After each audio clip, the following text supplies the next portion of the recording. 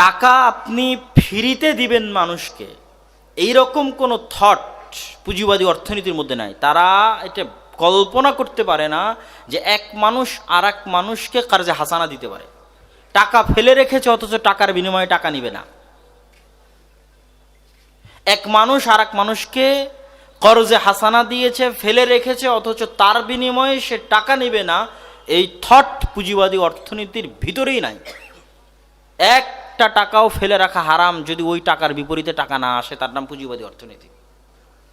একটা টাকাও মানুষকে দেওয়া উচিত নয় যদি ওই টাকার বিপরীতে কি না আসে, টাকা না আসে। এগুলো পুঁজিবাদী অর্থনীতি। তাহলে পুঁজিবাদী অর্থনীতি মূলত সুদী অর্থনীতি।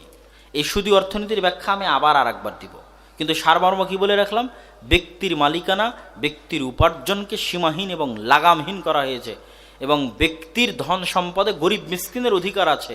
ব্যক্তিকে দান করতে হবে, ব্যক্তিকে কার্জে হাসানা দিতে হবে, ব্যক্তিকে জাকাত দিতে হবে, এই ব্যক্তিকে ওসর দিতে হবে, এরকম কোনো থিওরি পুঁজিবাদী অর্থনীতির মধ্যে নাই। আপনি টাকার মালিক হতেই থাকবেন, হতেই থাকবেন, হতেই থাকবেন। কেউ আপনাকে কোনোদিন এসে বলবে না যে অমুক গরিবকে সহযোগিতা করো। কেন সহযোগিতা করবে? যার বিনিময়ে পাল্টা টাকা পাওয়া যাবে না সেই কাজ করার দরকার নাই। সমাজতান্ত্রিক অর্থনীতি সম্পূর্ণরূপে আর বিপরীত।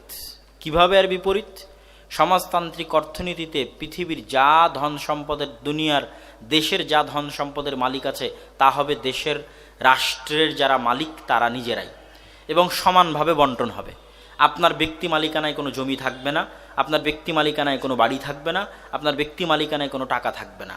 আপনার জমির মালিকও রাষ্ট্র, আপনার বাড়ির মালিকও রাষ্ট্র, আপনি যে 10,000 টাকা ইনকাম করবেন ওরও মালিক রাষ্ট্র, সেটাই আবার রাষ্ট্র সমানভাবে সবার মধ্যে বন্টন করবে। তার নাম সমাজতান্ত্রিক অর্থনীতি। এখানে ব্যক্তির অধিকারকে খর্ব করা হয়েছে, ব্যক্তিকে গোলাম বানানো হয়েছে, দাস বানানো হয়েছে।